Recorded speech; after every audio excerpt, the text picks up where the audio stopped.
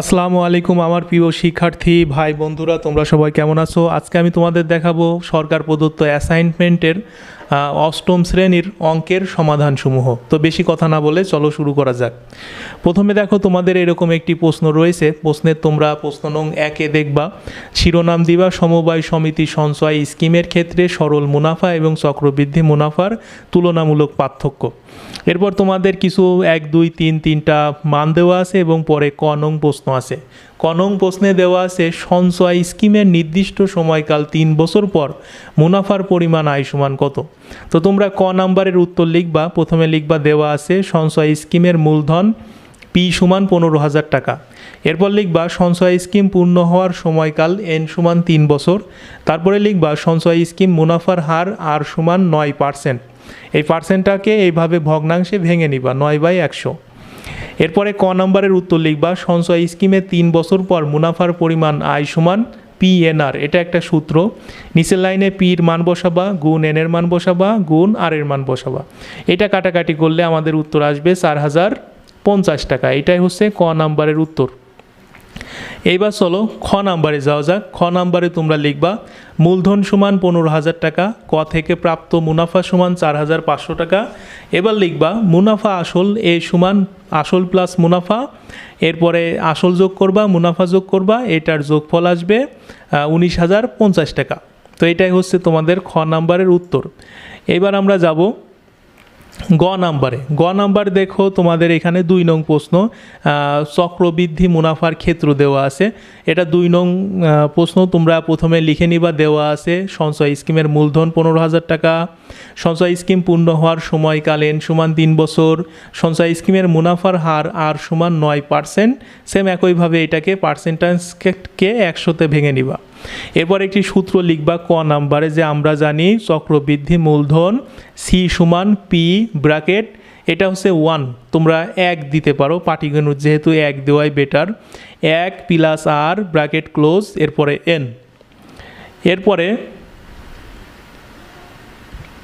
আমরা চলে যাব তারপরে তোমরা লিখবা এটা খ নাম্বারই রানিং প্রথম বছরান্তে চক্রবৃদ্ধি মূলধন পি প্লাস 1 আর এন, এটা লিখলে এরপরে এই প্রত্যেকটার মান বসাবা। পি সমান 15,000 টাকা, 1 করতে 1, আর সমান n/100, এর উপরে n হবে। তারপরে এত সমান এত, এই 15,000 এত কাটাকাটি করলে 16,350 আসবে। এই 16,350 হচ্ছে এইটার উত্তর। এরপরে আমরা চলে যাব তারপরের খ নাম্বারে। খ নাম্বারে তোমরা লিখবা আমরা জানি চক্রবৃদ্ধি মূলধন সি সমান পি 1 প্লাস আর এন। দ্বিতীয় বছরান্তে চক্রবৃদ্ধির মূলধন সমান পি 1 প্লাস আর এন। এখানে 1 দিবা তোমরা বাংলায়, আমি যেহেতু কম্পিউটারে লিখেছি এখানে 1 হয়ে গেছে। এরপর সমান সমান দিয়ে লিখবা 15,000, তারপরে এটার মান বসাবা, এন সমান 2 দিবা। একইভাবে 15,000 এটার মান বসাবা, সেম এটা কাটাকাটি করে হবে 1,7,821.5 টাকা। তো এই খ নাম্বারের উত্তর হচ্ছে তোমাদের এটাই। এরপরে আমরা তারপরে চলে যাব গ নাম্বারে। গ নাম্বারে তোমরা কি লিখবা? প্রথমে লিখবা চক্রবৃদ্ধি মূলধন সি সমান পি, সেই একই সূত্র লিখবা। এরপরে লিখবা তৃতীয় বছরান্তে চক্রবৃদ্ধি মূলধন, আবার সেই একই সূত্র। এরপরে নিচেই সেই মানগুলো বসাবা 15,000, তারপরে এখানে 1 প্লাস 9 এত 3, এখানে সময় 3 বছর, ওই ব্র্যাকেটের বাইরে 3 দিবা। এরপরে এখানে এইটা এই পর্যন্ত আসবে। এরপর তোমাদের কাটাকাটি করতে হবে। তো কাটাকাটিটা আমি তোমাদের দেখাচ্ছি এর পরের অংশে। কাটাকাটিটা এরকম যে 15,000 এত 3, এটাকে প্রত্যেকটাই গুণ করলে এরকম আসে। এরপর এখানে কাটাকাটি করলে হবে 19,4225.435 টাকা। তো এইটাই হচ্ছে উত্তর। এরপরে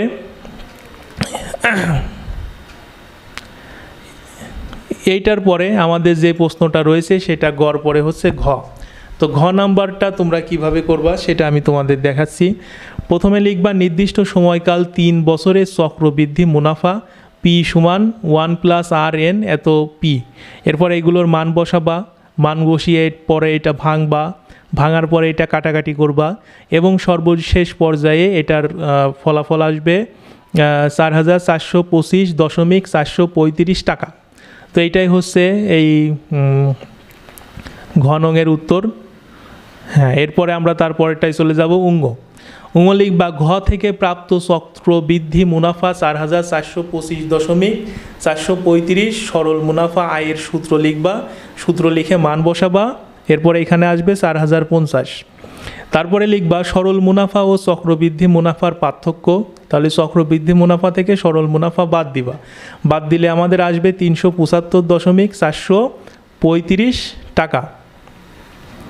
তো এটাই হচ্ছে আমাদের উত্তর। এরপরে দেখো তোমাদের প্রশ্নে তীর চিহ্ন দিয়ে একটি বিষয় আছে, তো সেটা তোমাদের কোনো নাম্বার টাম্বার না দিয়ে উত্তরপত্রে সরাসরি এইভাবে লিখতে হবে, জাস্ট এইভাবে বাংলায় লিখে দিবা। সমবায় সমিতির সঞ্চয় স্কিমের ক্ষেত্রে চক্রবৃদ্ধি মুনাফা পদ্ধতি সুবিধাজনক বলে আমি মনে করি, কারণ এক্ষেত্রে মুনাফা বেশি পাওয়া যাবে। চক্রবৃদ্ধি মুনাফা প্রতি 3 মাস, 6 মাস ও 1 বছর মেয়াদের হতে পারে, যেখানে গ্রাহকের সঞ্চিত মূলধন সময় শেষে বৃদ্ধি পায় এবং বৃদ্ধিপ্রাপ্ত মূলধন থেকেই মুনাফা হিসেব করা হয়। সুতরাং চক্রবৃদ্ধি মুনাফা পদ্ধতি সমবায় সঞ্চয় স্কিমে সুবিধাজনক।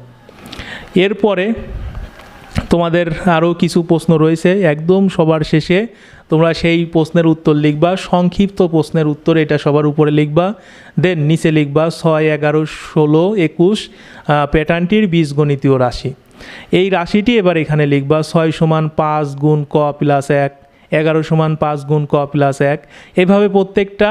16 = 5 গুণ ক প্লাস 1, 21 = 5 গুণ ক প্লাস 1। এই হচ্ছে সেই বীজগণিতীয় প্যাটার্ন। ওকে, এরপরে তোমরা যাবা পরের অঙ্কে। পরের অঙ্কে একটি চিত্র রয়েছে, 2 নং অঙ্ক। এই চিত্রটি তোমরা আগে এঁকে নিবা প্রশ্ন দেখে দেখে, বা এইতে আমি এখানে দেখেছি এটা দেখে দেখে চিত্রটি আঁকবা। আঁকার পরে তোমরা নিচে লিখবা প্রদত্ত চিত্রে বর্গটির সংশয় তালিকা 5, 7, সংযোগ তালিকা 5, 7, 9। এরপরে এখানে তীর চিহ্ন দিবা, এখানে 5 এবং 7-এর পার্থক্য 2, 7 এবং 9-এর পার্থক্য 2। এবার লিখবা এখানে প্রতি ক্ষেত্রে পার্থক্য 2, প্যাটার্নটির পরবর্তী সংখ্যা হবে 9 + 2 = 11। এবার 11 প্যাটার্নের একটি চিত্র এঁকে দিবা, ব্যাস কমপ্লিট। এবার 3 নং প্রশ্নে দেখো দৈর্ঘ্য পরিমাপের একক মিটার, 39.37 ইঞ্চি পীড়াইকে মিটার বলে। এটা তোমাদের সংক্ষিপ্ত প্রশ্ন ছিল, প্রশ্নের উত্তর এটা। এরপরে 4, অধিক পরিমাণে বস্তুর ওজন পরিমাপের জন্য মেট্রিক পদ্ধতি দুটি হচ্ছে কুইন্টাল এবং মেট্রিক টন। এই 3, 4-এর উত্তর চলে গেল।